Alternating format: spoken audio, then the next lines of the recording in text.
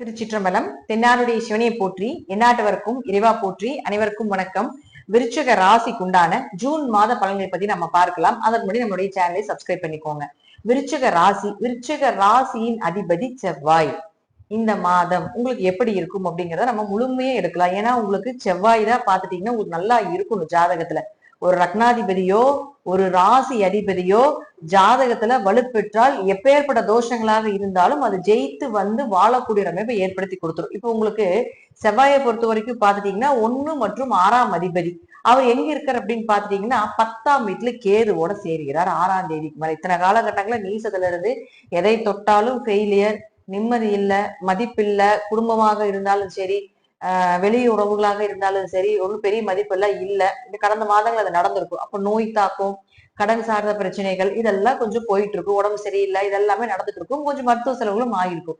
இப்ப அடுத்ததும் பாருங்க, கேதுவோட சேர போகிறார். ஆனா 10ஆம் வீட்டுல சேர போகிறார். அப்போ வீட்டுக்கு ஒவ்வொரு வீட்டுக்கும் ஒவ்வொரு ஸ்தானங்கள் இருக்கு. அப்ப 10ஆம் வீட்டுல கேது வந்து இருக்கக்கூடிய காலகட்டங்கள்ல செவ்வாய் சேர போகிறார். அப்போ முதல்ல 10ல கேது வந்தாலே தொழில் ரீதியாக ஞானத்தை இந்த 1.5 வருட காலங்கள் உங்களுக்கு கொடுத்துருவார். எந்த தொழில் பண்ணலாம், நீங்க எந்த தொழில் மிஸ்டேக் பண்ணிட்டு இருக்கிறீங்க, ஏன் உங்களுக்கு அது வந்து வளர்ச்சி இல்லாம இருக்கு, அல்லது இன்னும் வளர்றதுக்கு உண்டான என்னென்ன பண்ணலாம் அப்படிங்கிற எல்லா ஐடியாவும் பொறுமையா கொடுப்பாரு கேது. அப்போ உங்களுக்கு ராசி அதிபதியே அதோட போய் சேரும் பொழுது இன்னும் உங்களுக்கு நாலேஜை அதிகப்படுத்தி கொடுப்பார்.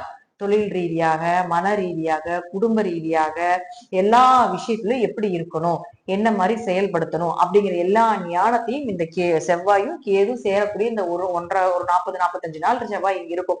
அது வரைக்கும் உங்களுக்கு ஏற்படுத்தி கொடுப்பார். அப்ப செவ்வாயும் கேதுவும் சேர்ந்தால் கொஞ்சம் கவனமா இருந்துக்கணும். தொழில் தடைகளும் உண்டு. அடுத்தவர்களை நம்பாம இருக்கணும். சீக்கிரம் ஏமாற்றங்கள் வந்துரும். அதே போல பணமும் கொஞ்சம் இழக்கும். நோய்க்கு கொஞ்சம் செலவு பண்ண வேண்டிய அமைப்பை கொடுக்கும். கடன் வாங்கியிருந்தீங்கன்னா கொஞ்சம் கடன் தொல்லைனால கொஞ்சம் மன விரக்தி ஆகிறதுக்கு உண்டான வாய்ப்பு இதெல்லாமே ஏற்படுத்தி கொடுத்து விடுவார். செவ்வாய்க்கு இது கொஞ்சம் ஃபோர்ஸ் கிரகம்.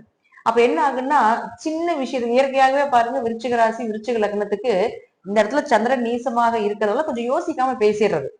பேசுனதுக்கு அப்புறம் யோசிக்கிறது, அடடா இப்படி பேசிட்டோமா, அடடா இந்த மாதிரி தப்பான விஷயத்த நம்ம செஞ்சுட்டோமா, செஞ்சு முடிச்சதுக்கு அப்புறம் அந்த செயலை பத்தி தப்பானதுக்கு அப்புறம் யோசிக்கிறது. யோசிக்காம செய்யறதா இந்த விருச்சிக ராசிக்கு உண்டான பெரிய மைனஸே. அப்போ இப்ப அது கேதுவோட சேரும்பொழுது என்ன ஆகும்னா, ராகுகேதுக்கு ஒரு ஸ்பெஷல் என்னன்னு கேட்டுட்டீங்கன்னா, எந்த கிரகத்தோட கிரகங்கள் சேர்ந்தாலும் சரி, ராகு கேதுகளோட மட்டும் கிரகங்கள் சேரவே கூடாது. ஏன்னா ராகு கேதுகளோட எந்த கிரகம் சேர்ந்தாலும் அதனுடைய தன்மையை வாங்கி இந்த ராகுவும் கேது வெளிப்படுத்துவாங்க. அவங்களுடைய ஸ்டைல்ல கொண்டாந்து வெளிப்படுத்துவாங்க. அப்ப என்ன ஆகும், உங்களுக்கு லக்னாதிபதியை செவ்வாயோட கேது சேரும்போது அவருடைய ஸ்டைல்ல கேது வெளிப்படுத்தும். அப்ப அது என்ன ஆகுது, இன்னும் ஃபோர்ஸ் ஆகும், இன்னும் பிடிவாத குணம் அதிகமாகும். இன்னும் வந்து உங்களுக்கு புரியாம பண்றது, யார் சொல் பேச்சு கேட்காம பண்றது, யோசிக்க வைக்காம பண்றது, இதெல்லாமே இந்த மாசம் நடக்கும். அப்ப இதை நான் முன்னாடி உங்களுக்கு சொல்றேன்னா, இது ஒரு முன்னெச்சரிக்கை பதிவை எடுத்துட்டு இந்த மாதம் இந்த மாதிரி ஒரு புதுசா ஏதாவது வருது, கோவப்பட வேண்டிய சூழ்நிலைகள் வருது, தொழில் ஏதாவது பிரச்சனைகள் வருதுன்னா இந்த மாசம் நமக்கு கொஞ்சம் அப்படிதான் இருக்கும். நம்ம அதை வந்து கொஞ்சம் தவிர்த்துட்டு அடுத்த மாதங்கள் நமக்கு நல்லது பண்ணலாம். ஏன்னா உங்களுக்கு அடுத்த மாசம் பாத்தீங்கன்னா செவ்வாய் வந்து கீழே வந்துருவார். அப்ப ராசி அதிபதி 11க்கு வரும்போது லாபத்தை கொடுத்தே தீரணும் அப்படிங்கிறது விதி. அதனால கொஞ்சம் தொழில் ரீதியாக கொஞ்சம் பொறுமையா யோசிச்சு பண்ணினீங்கன்னா பெரிய லாஸோ பெரிய அளவுக்கு பிரச்சனைகளோ வர்றதுக்கு வாய்ப்புகள் இல்லை இந்த மாதம். அடுத்தது பாருங்க, குருவை பொறுத்த வரைக்கும் உங்களுக்கு வந்து இத்தனை காலமா 7ஆம் வீட்டுல இருந்து ராசியை பார்த்துட்டு இருந்தார். இப்ப அடுத்தது 8க்கு போய் மறைகிறார். பொதுவா 8ல் குரு மறைந்தால் கொஞ்சம் கவனமா இருந்துக்கோங்க. பண ரீதியாக, நகை ரீதியாக, உங்களுடைய பேச்சு ரீதியாக, அதே போல கொஞ்சம் சின்ன சின்ன அவமானங்கள் இதெல்லாமே வர்றதுக்கு உண்டான வாய்ப்புகள் உண்டு. அதுல எல்லாமே கொஞ்சம் கவனமா இருந்துக்கோங்க. அப்ப இருப்பினும் குரு 2ஆம் இடத்தையும் 4ஆம் இடத்தையும் பார்க்கறதால பண வரவு உண்டு, அதுல எந்த தடைகளும் இல்லை. ஆனா வரக்கூடிய பணமும் கொஞ்சம் விரயமோ ஏதாவது செலவுகளோ ஆகும் அப்படிங்கறது முதல்லயே குரு பயிற்சியிலே சொல்லியிருப்போம். அடுத்தது பாருங்க, உங்களுக்கு சுக்கிரனை பொறுத்த வரைக்கும் 7 மற்றும் 12ஆம் அதிபதியாகி 6ஆம் வீட்டுல நிற்கிறார்.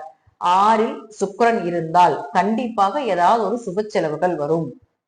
அல்லது ஏதாவது 6ல சுக்கிரன் இருக்கக்கூடிய காலகட்டங்கள்ல வேலை வாய்ப்புகள் நல்லதா கிடைக்கும். ஏன்னா சுக்கிரன் அப்படின்னு சொல்லக்கூடிய 7க்குடையவர் இல்லையா, அப்ப அவரே 12ஆம் அதிபதியும் ஆகிறார் இல்லையா. 12ஆம் இடங்கிறது வெளிநாடு பயணங்கள் இல்லையா, அப்ப வெளிநாட்டு வேலைகள் தேடி வரும். ஏதாவது சொந்த ஊர் விட்டு வெளியூர் போறீங்க, வெளிநாடு போறீங்க, இதுக்கு ஏதாவது நீங்க ட்ரை பண்ணிட்டு இருக்கீங்கன்னா கண்டிப்பா கிடைப்பதற்குண்டான வாய்ப்புகள் உண்டு.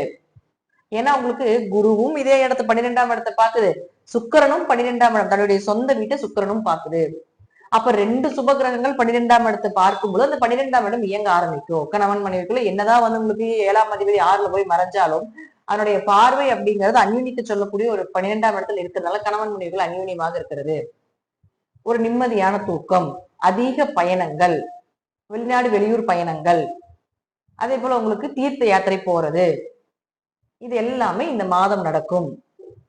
வேலைக்காக வெளிநாடு போறது, படிப்புக்காக வெளிநாடு போறது, இதெல்லாம் கொஞ்சம் ட்ரை பண்ணிட்டு இருந்தீங்க, இந்த மாசம் சக்சஸ் ஆகிறதுக்கான வாய்ப்புகள் உண்டு.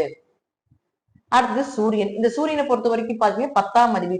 தொழில் ஸ்தானத்துல கேதுவும் செவ்வாயும் அமர்ந்தாலும் கூட 10 குடையவராக இருக்கக்கூடிய சூரியன் 7ஆம் வீட்டுல 15ஆம் தேதி வரைக்கும், அதுக்கப்புறம் 15ஆம் தேதிக்கு மேல 8ஆம் வீட்டுக்கு வரப்போகிறார். அப்ப இந்த 7ஆம் வீட்டுல சூரியன் இருக்கிறது ஒரு யோகம் தான். என்னதான் இருந்தாலும் உங்களுக்கு 8க்கு போறதை விட 7ல சூரியன் இருக்கிறது ஒரு கேந்திரத்தில் இருக்கிறது. கேந்திராதிபதி கேந்திரத்தில் இருப்பது யோகமே. 10 குடையவர் 7ல் இருப்பது யோகமே.